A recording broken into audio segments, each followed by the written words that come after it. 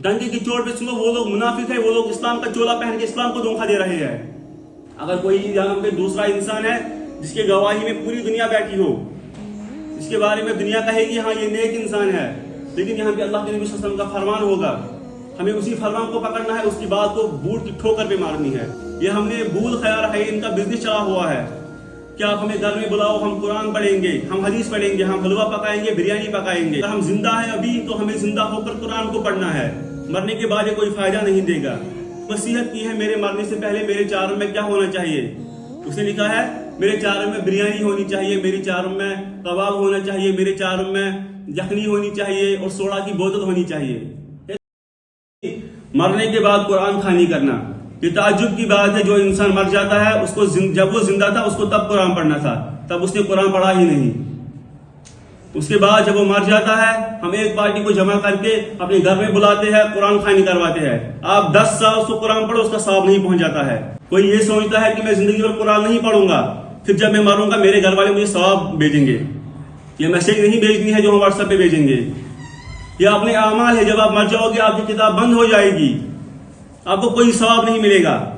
ये हमने भूल खयाल है, इनका बिजनेस चला हुआ है कि आप हमें घर में बुलाओ, हम कुरान पढ़ेंगे, हम हदीस पढ़ेंगे, हम हलवा पकाएंगे, बिरयानी पकाएंगे।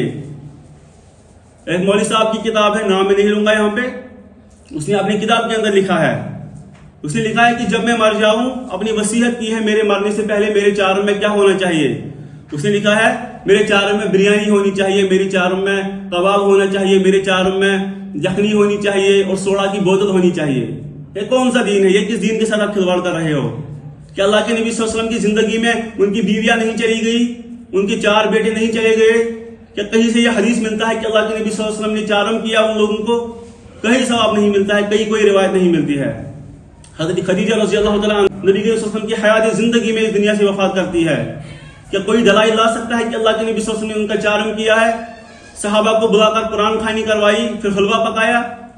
ये हमने खुद के बिजनेस बना के रखे हैं, ये लोगों को गुमराह कर रहे हैं, अपना पेट पूजा करने के लिए हमें गुमराह कर रहे हैं। लेकिन हमें समझ कब आएगा?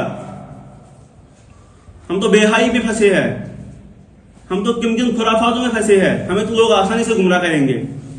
लिहाजा पहली बिदअत जो है कुरान खानी करवाना, ये हमें दिमाग से निकालना है, हमें खुद अमल करनी है। अगर हम जिंदा है अभी तो हमें जिंदा होकर कुरान को पढ़ना है, मरने के बाद ये कोई फायदा नहीं देगा। इसी तरह जो दूसरी बिदअत है, दूसरी बिदअत है खत्म करना, जो हम खत्म करते हैं। असल में जो ये खत्म है ये हमारे अमाल को खत्म करता है, ये हमारे गुनाहों को खत्म नहीं करता है। जो हमने जिंदगी भर अमाल किए होते हैं, जब हम ये खत्म करते हैं गैरुल्लाह के नाम पे तो हमारे अमाल जाया करता है, ये हमारे अमालों को खत्म करता है। लिहाजा अब ये हमें सिटअप लेना है कि ये जो खत्म है ये हम खत्म करेंगे इंशाअल्लाह, क्योंकि ये बिदअत है, ये रसूमात है, ये और कुछ नहीं है, ये अल्लाह के नबी सल्लल्लाहु अलैहि वसल्लम ने हमें नहीं सिखाया है। इसी तरह जो इस खत्म में हम गैरुल्लाह के नाम पे ज़बह करते हैं, मैं ये बात हमें क्यों बोल रहा हूँ? हमने जिंदगी गुजारी, हमने खाली वो बयानात सुने जिसके ना अल्लाह के नबी सल्लल्लाहु अलैहि वसल्लम से साबित है, ना सहाबा से साबित है। लेकिन हम सीखेंगे कब? हम कब पढ़ेंगे? हमें खुद मुताला करना चाहिए, तभी हमें समझ आएगा, तभी हमें जहालत से बाहर आएंगे। जहालत से काम मत लो, जहालत करने वाला इंसान गुमराह होता है, क्योंकि वो अपने आप को बचाने के लिए झूठ बोलता है, वो इंसान मुनाफिक होता है। लिहाजा जब हम सही तर्जुमान के साथ चलेंगे, जब हम सही रास्ते पे चलेंगे, तभी हमें समझ आएगा अल्लाह के नबी सल्लल्लाहु अलैहि वसल्लम ने हमें क्या सिखाया है। इसमें लड़ाई की कोई बात नहीं है। हमारा ये ईमान है कि अगर कोई इमाम आजम है, अगर कोई सही इंसान है, अगर कोई वो इंसान है जिसको गलती नहीं हुई है, वो सिर्फ और सिर्फ अल्लाह के नबी सल्लल्लाहु अलैहि वसल्लम है, वो मासूम अनिल खता है। इस पे हमारा ईमान है। उसकी बात हम ऐसे ले सकते हैं, अगर हम आंखें बंद करेंगे तो उसके बाद हम फिर भी भरोसा कर सकते हैं, क्योंकि वो वही बोलता था जो अल्लाह उनको वही में बोलता था। इस लिहाजा वो बात सच है जो अल्लाह के नबी सल्लल्लाहु अलैहि वसल्लम ने हमें बयान की है। लिहाजा हमारी जिंदगी मोहम्मदी होनी चाहिए। हमारा उठना, हमारा बैठना, हमारी नमाज, हमारा ज़कात, हमारा हज, हमारी रोजे उसी तरीके पे होनी चाहिए जो तरीका हमें अल्लाह के नबी सल्लल्लाहु अलैहि वसल्लम ने सिखाया है।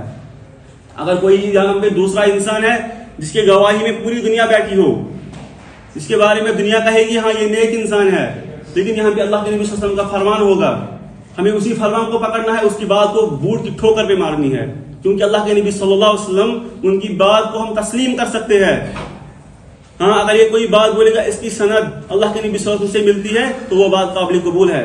اور کوئی ایسی بات ہے جو وہ خود کی رائے سے بول رہے ہیں تو وہ بات ہم ماننے کے لیے تیار نہیں ہے. آپ ان میں سے ہونی چاہیے, آپ ان میں سے نہیں ہونی چاہیے کہ کوئی ایسا امام ہوگا, کوئی ایسا بزرگ ہوگا جو آپ کو بات کہتا ہے لیکن اس کی سند صحیح نہیں ہے, وہ آپ کے فرقے سے ملتا ہے, اگرچہ وہ غلط ہی آپ اس کو قبول کرتے ہیں, لیکن آپ ان میں سے نہیں ہونے چاہیے. آپ ان میں سے ہونے چاہیے, آپ تکڑے مومن ہونے چاہیے. اللہ کو تکڑے مومن پسند ہے, اللہ کو وہ مومن پسند ہے جو اللہ کے لیے لڑیں گے, اللہ کو وہ مومن پسند ہے جو نبی کریم صلی اللہ علیہ وسلم کے دین کے لیے لڑیں گے. اگر ہم تاریخ کا وہ واقعہ پڑھیں گے, اگر ہم رسول اللہ صلی اللہ علیہ وسلم کی زندگی مبارک پڑھیں گے تو ہمیں سمجھ آتا کہ اللہ کے نبی صلی اللہ علیہ وسلم نے ہمارے لیے کتنے مصیبت اٹھائے ہیں.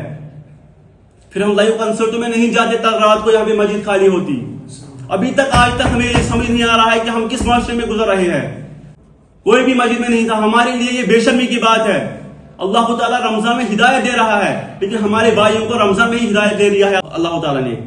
اللہ کے نبی صلی اللہ علیہ وسلم فرماتے ہیں جس کو رمضان میں ہدایت نہیں ملے گی, جس کو اپنے گناہوں کو معاف کروانا نہیں آیا رمضان میں, اس کو کسی بھی مہینے میں معاف نہیں ہوگا. کیا وہ لائیو کنسرٹ ہماری مسجد سے بہتر تھا؟ وہ لائیو کنسرٹ ہمارے نماز سے بہتر تھا؟ پھر باتیں کرتے ہیں بڑے بڑے, مجھے اس کے پیچھے نماز نہیں آئے گی, مجھے اس کے پیچھے نماز نہیں آئے گی. اصل میں وہ لوگ منافق ہے. ڈنڈے کی چوٹ پہ سنو, وہ لوگ منافق ہے. وہ لوگ اسلام کا چولا پہن کے اسلام کو دھوکہ دے رہے ہیں. پہلے دن جب ہم آئے یہاں پہ بہت سارے لوگ تھے, خوش ہو گئے سارے. پھر لڑائی اٹھائی گئی, 20 نہیں پڑھیں گے, 8 نہیں پڑھیں گے, حتیٰ کہ یہ نفل رکعت ہے, جس کو جتنی پڑھنی ہے پڑھ لو. اصل میں ان کو نماز ہی نہیں پڑھنی تھی. انہوں نے یہ لڑائی اٹھائی, ہم 20 پڑھیں گے, ہم 8 پڑھیں گے. نہ 20 والے کہیں ہوتے ہیں, نہ 8 والے کہیں ہوتے ہیں. کیوں ہم نے اپنے دین کے ساتھ کھلواڑ بنایا؟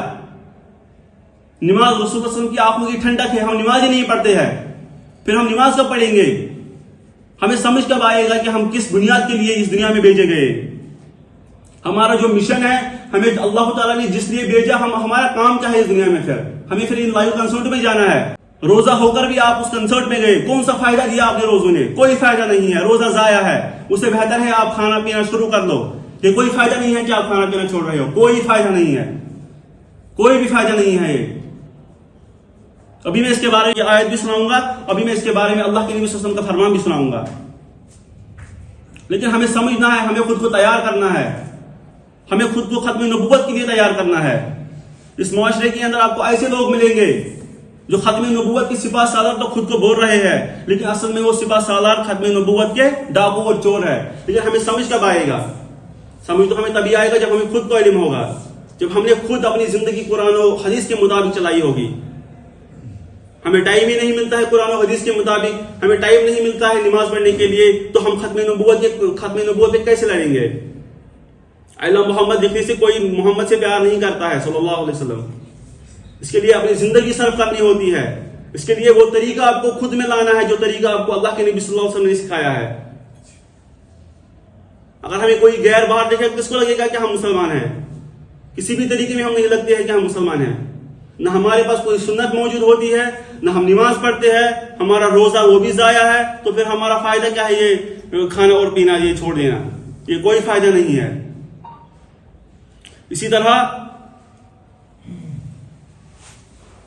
ہمارے کشمیر کے اندر اور ایک بدعت پھیل رہا ہے, یہ ہمیں خیال رکھنا چاہیے کیونکہ ہمارے گھر کے اندر اس کی اکثریت ہے, جس کو ہم کشمیری میں روہن پوش کہتے ہیں. یہ روہن پوش یہ ہوتا کیا ہے؟ جب یہ بیمار, جب یہ قبر والا جو قبر میں ہوتا ہے, جب یہ دنیا کے اندر بیمار ہوتا ہے تو اس کے پاس کوئی جاتا بھی نہیں ہے. جب اس کو کھانے کی ضرورت ہوتی ہے تب اس کو دیتا بھی نہیں ہے کوئی. جب اس کو پانی کی ضرورت ہوتی ہے تب اس کو اپنے بچے بھی چھوڑ دیتے ہیں. تو جب وہ انسان مر جاتا ہے پھر قبر پہ جاؤ, پھول چڑھاؤ, اس کو پانی پلاؤ قبر میں. وہاں پہ وہ کیا کھا پیے گا بیچارہ؟ وہ اس کو پتا ہے کہ میں کس مصیبت سے گزر رہا ہوں. جو قبر میں پھنس گیا وہ اس کو پتا ہے کہ میں کس مصیبت میں جا رہا ہوں, میں کس گھر میں جا رہا ہوں جہاں پہ میرا کوئی ساتھ نہیں دے گا.